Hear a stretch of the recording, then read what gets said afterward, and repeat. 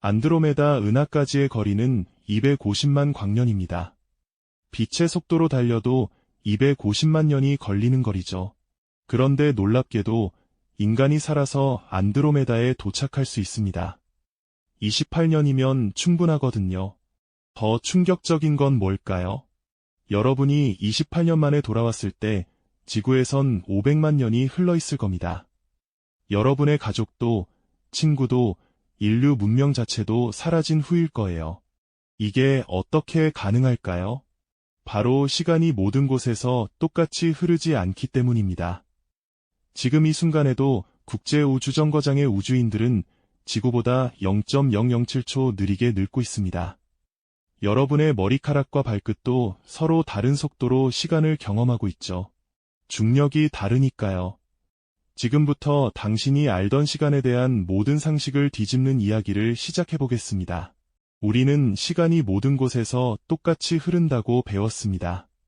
서울에서 1초가 흐르는 동안 뉴욕에서도 1초가 흐르고 화성에서도 1초가 흐른다고 생각하죠. 이건 너무나 당연해 보입니다. 하지만 이건 우리가 너무 느리게 움직이기 때문에 겪는 착각입니다. 마치 지구가 평평해 보이는 것처럼요. 실제로 국제우주정거장은 초속 7.66km로 지구 주위를 돌고 있는데요. 이 속도로 움직이는 우주인들의 시간은 지구보다 느리게 갑니다. 하루에 약 0.007초씩 느려지죠. 1년을 우주정거장에서 보낸 우주인은 지구인보다 0.005초 젊게 돌아옵니다. 미세한 차이처럼 보이지만 이건 실제로 측정되고 검증된 현상입니다. 러시아 우주인 겐나디 파달카는 총 879일을 우주에서 보냈는데 그는 지구인보다 0.02초 젊습니다. 그렇다면 더 빠르게 움직이면 어떻게 될까요? 빛의 속도에 가까워질수록 시간은 극적으로 느려집니다. 광속의 50%에서는 시간이 1.15배 느려집니다. 별 차이 없어 보이죠? 하지만 광속의 90%에 도달하면 시간은 2.3배 느려집니다. 광속의 99%로 움직이는 사람의 시간은 정지한 사람보다 7배 느리게 흐릅니다. 광속의 99.9%에선 22배, 99.99%에선 70배 느려지죠. 그리고 광속의 99.999999%에 도달하면 놀랍게도 시간은 2236배 느려집니다. 이게 바로 안드로메다 여행의 비밀입니다. 광속의 99.999999%로 비행하는 우주선 안에서는 28년이 흐르는 동안 지구에선 500만 년이 흘러갑니다. 여러분은 28년 동안 우주선 안에서 늙지만 지구의 시간은 2236배 빠르게 흘러가는 거죠. 마치 타임머신처럼 미래로 이동하는 겁니다. 단, 돌아올 과거는 없습니다. 이건 SF가 아닙니다. 물리학의 근본 법칙이죠. 1905년 26세의 특허청 직원 알베르트 아인슈타인은 물리학의 모든 상식을 뒤집는 논문을 발표했습니다. 특수 상대성 이론이죠. 그는 스위스 베른의 특허청에서 일하면서 틈틈이 물리학 문제를 고민했습니다. 당시 물리학계는 큰 위기에 처해 있었어요. 빛의 속도가 관측자의 운동과 무관하게 항상 일정하다는 실험 결과가 나왔는데 뉴턴 역학으로는 설명할 수 없었거든요. 아인슈타인은 두 가지 간단한 원리로 출발했습니다. 첫째, 물리법칙은 모든 관성 좌표계에서 동일하다. 둘째, 빛의 속도는 관측자의 운동과 무관하게 항상 초속 30만 km로 일정하다. 이 두 원리를 진지하게 받아들이면 놀라운 결론이 나옵니다. 시간과 공간은 절대적이지 않다는 거죠. 움직이는 사람의 시간은 느리게 흐르고 공간은 수축됩니다. 처음엔 대부분의 과학자들이 이를 믿지 않았습니다. 너무 상식을 벗어났거든요. 심지어 아인슈타인의 스승이었던 하일리 베버 교수도 회의적이었습니다. 1905년 논문이 발표됐을 때 대부분의 물리학자들은 무시했죠. 아인슈타인은 무명의 특허청 직원이었으니까요. 하지만 몇몇 선구적인 과학자들이 이 이론의 중요성을 알아봤습니다. 막스 플랑크가 대표적이죠. 하지만 1971년 결정적인 실험이 진행됐습니다. 물리학자 조셉 하펠레와 리처드 키팅은 정밀한 원자시계 4개를 여객기에 싣고 지구를 한 바퀴 돌았습니다. 동쪽으로 한 번, 서쪽으로 한 번요. 양방향으로 비행했을까요? 지구 자전의 영향을 측정하기 위해서였습니다. 동쪽으로 비행하면 지구 자전 방향과 같아서 더 빠르게 움직이는 셈이고, 서쪽으로 비행하면 반대 방향이라 상대적으로 느리게 움직이는 거죠. 결과는 충격적이었습니다.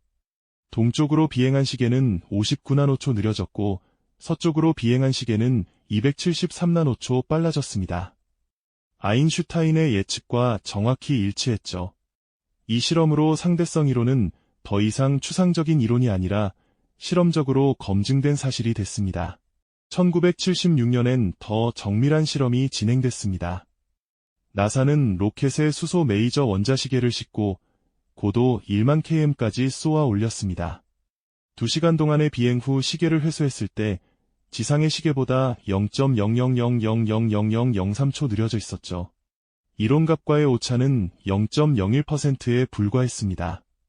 이 정밀도는 놀라운 겁니다. 마치 서울에서 부산까지의 거리를 머리카락 굵기만큼의 오차로 재는 것과 같거든요. 이제 GPS가 이 원리 없이는 작동하지 않습니다.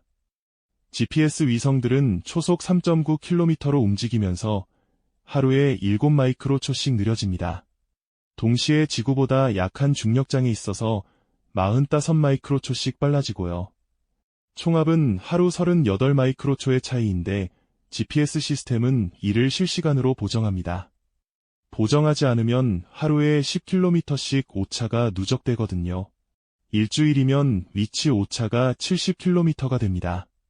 내비게이션이 완전히 쓸모없어지는 거죠. 1911년 프랑스 물리학자 폴 랑주뱅은 놀라운 사고 실험을 제안했습니다. 일란성 쌍둥이가 있는데 한 명은 지구에 남고 한 명은 광속에 가까운 우주선을 타고 여행을 떠납니다. 10년 후 돌아왔을 때 우주 여행을 한 쌍둥이는 2년밖에 늙지 않았지만 지구에 남은 쌍둥이는 10년을 늙어 있을 거라는 거죠. 이건 역설처럼 보입니다. 상대성 이론에 따르면 모든 운동은 상대적이니까요. 지구에서 보면 우주선이 움직인 거지만 우주선에서 보면 지구가 움직인 겁니다. 그렇다면 누가 진짜 늙는 걸까요? 이 문제로 수십 년간 물리학자들이 논쟁했습니다. 답은 명확합니다. 우주선을 탄 쌍둥이가 더 젊습니다. 왜냐하면 우주선은 가속과 감속을 겪었기 때문이죠. 지구로 돌아오려면 방향을 바꿔야 하는데 이 과정에서 관성계가 바뀝니다. 이 비대칭성이 차이를 만드는 거예요. 지구는 처음부터 끝까지 같은 관성계에 있었지만 우주선은 가속, 등속, 감속, 방향 전환을 거쳤죠. 이게 핵심입니다. 실제로 이 현상은 입자가속기에서 매일 관측됩니다. CERN의 대형 강입자 충돌기에서는 양성자를 광속의 99.9999991%까지 가속시킵니다. 이 속도에서 양성자의 시간은 7000배 느려지죠. 원래 수명이 200억 분의 1초인 뮤온 입자도 광속으로 가속하면 몇 마이크로초까지 살 수 있습니다. 상대성 이론이 없다면 이 입자들은 검출기에 도달하기 전에 붕괴했을 겁니다. CERN의 과학자들은 매일 수조 개의 입자로 시간 팽창을 확인하고 있습니다. 2010년 미국 국립표준기술연구소는 더 극적인 실험을 했습니다.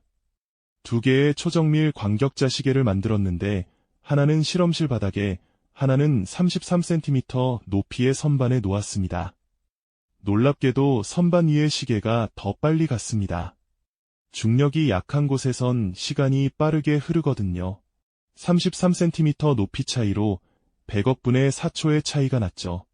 상대성 이론은 이렇게 정밀하게 작동합니다. 여러분의 머리와 발도 서로 다른 시간을 경험하고 있는 겁니다. 그렇다면 실제로 광속에 가까운 우주선을 만들 수 있을까요? 이론적으론 가능하지만 엄청난 장벽이 있습니다. 가장 큰 문제는 에너지입니다. 상대성 이론에 따르면 물체를 광속에 가까이 가속할수록 질량이 증가하고 필요한 에너지는 무한대로 발산합니다. 이게 바로 광속을 넘을 수 없는 이유죠. 구체적으로 계산해 볼까요? 10톤짜리 우주선을 광속의 90%까지 가속하려면 지구 전체가 1년 동안 생산하는 에너지의 20배가 필요합니다. 2023년 기준으로 지구는 연간 약 580엑사줄의 에너지를 생산합니다. 20배면 일경 1600조 줄이죠. 광속의 99%에 도달하려면 140배, 99.9%엔 450배가 필요합니다. 안드로메다 여행에 필요한 99.999999%에 도달하려면 상상을 초월하는 에너지가 필요합니다. 현재 가장 빠른 인공물체는 2018년 발사된 나사의 파커 태양 탐사선입니다. 초속 192km로 움직이는데 이건 광속의 0.064%에 불과합니다. 이 속도로 안드로메다까지 가려면 39억 년이 걸리죠. 보이저 1호는 초속 17km로 움직이는데 광속의 0.0057%밖에 안 됩니다. 1977년 발사된 보이저 1호는 47년이 지난 지금 태양계를 막 벗어났을 뿐입니다. 그래서 과학자들은 혁신적인 추진 방식을 연구하고 있습니다. 가장 유망한 건 핵융합 로켓입니다. 2012년 영국의 이카루스 인터스텔라 프로젝트는 핵융합을 이용해 광속의 12%까지 도달할 수 있는 우주선을 설계했습니다. 이 속도면 안드로메다까지 2100만 년이 걸리는데 여전히 비현실적이죠. 더 대담한 아이디어도 있습니다. 레이저 추진입니다. 2016년 스티븐 호킹과 유리 밀러가 발표한 브레이크스루 스타샷 프로젝트는 우표 크기의 탐사선에 초경량 돛을 달고 지상에 100기가와트 레이저를 쏴서 광속의 20%까지 가속한다는 계획입니다. 100기가와트는 원자력 발전소 100개의 출력이죠. 이 속도면 4.4광년 거리의 알파 센타우리까지 20년이면 도착합니다. 하지만 제동 장치가 없어서 지나가면서 사진만 찍고 날아갈 겁니다. 그리고 이 프로젝트의 예산은 100억 달러가 넘습니다. 그렇다면 인류는 정말 안드로메다에 갈 수 있을까요? 현재 기술로는 불가능하지만 먼 미래엔 가능할지도 모릅니다. 핵심은 에너지 문제를 해결하는 거죠. 한 가지 가능성은 반물질 엔진입니다. 물질과 반물질이 만나면 100% 에너지로 전환됩니다. EMC의 완벽한 구현이죠. 1kg의 반물질은 히로시마 원폭의 3000배 에너지를 냅니다. 구경줄입니다. 이론적으론 몇 톤의 반물질로 광속의 90%까지 도달할 수 있습니다. 문제는 반물질을 만들고 저장하는 기술이 아직 초보 단계라는 거예요. CERN에서 1년 동안 만드는 반물질은 10나노그램에 불과합니다. 1g을 만들려면 1억 년이 걸립니다. 또 다른 아이디어는 버사드 램제트입니다. 1960년 로버트 버사드가 제안한 이 우주선은 거대한 전자기장 깔때기로 우주 공간의 수소를 모아서 핵융합 연료로 쓴다는 개념입니다. 연료를 싣고 갈 필요가 없으니 이론적으론 광속의 99%까지도 갈 수 있죠. 하지만 깔때기의 직경이 수천 km는 돼야 하고 우주 공간의 수소 밀도도 생각보다 낮아서 실현 가능성은 불투명합니다. 은하 사이 공간의 수소 밀도는 세제곱미터당 수소 원자 1개 수준입니다. 그리고 사실 더 근본적인 문제가 있습니다. 광속의 99.999999%로 날아가는 우주선은 우주먼지 하나하나가 핵폭탄이 됩니다. 1mg의 먼지 입자가 이 속도로 충돌하면 TNT 200톤의 폭발력을 냅니다. 우주선 앞에 두께 10m의 차폐막을 설치해도 견디기 어려울 겁니다. 우주 공간은 텅 비어있는 것 같지만 사실 먼지와 수소 원자들로 가득합니다. 유럽 우주국의 2023년 연구에 따르면 광속의 10%만 돼도 우주 먼지로부터 우주선을 보호하려면 수백 톤의 차폐 물질이 필요합니다. 이는 우주선의 무게를 엄청나게 증가시켜서 필요한 에너지를 기하급수적으로 늘리죠.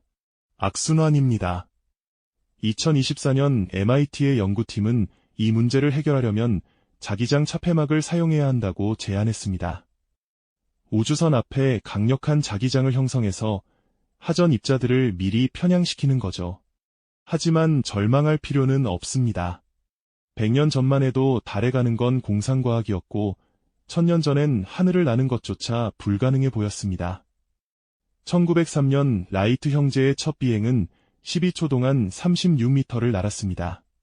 66년 후인 1969년 인류는 달에 착륙했죠.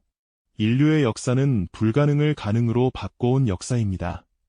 그리고 설령 안드로메다에 직접 가지 못하더라도 우리는 이미 경이로운 진실을 발견했습니다. 시간은 절대적이지 않다는 것, 우주의 모든 관측자에게 각자의 시간이 흐른다는 것, 그리고 광 속에 가까이 갈수록 우리는 미래로 여행할 수 있다는 것이요.